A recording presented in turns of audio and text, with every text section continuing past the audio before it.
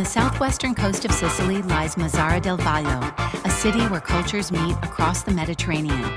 From above, Mazara del Vallo reveals a unique urban fabric, a historic center shaped by narrow streets, courtyards, and hidden passages that recall distant lands.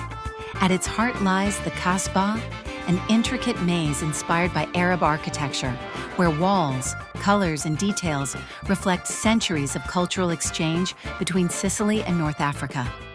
Walking through its alleys feels like crossing borders without leaving the island. The sea has always been central to Mazara.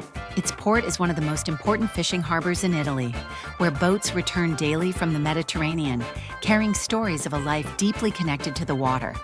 Among the city's treasures stands the Cathedral of the Holy Savior, a Baroque masterpiece that reflects the elegance and faith of the city. From the sky, the contrast is powerful. The geometry of the Kasbah, the openness of the sea, and the vibrant life that fills the streets.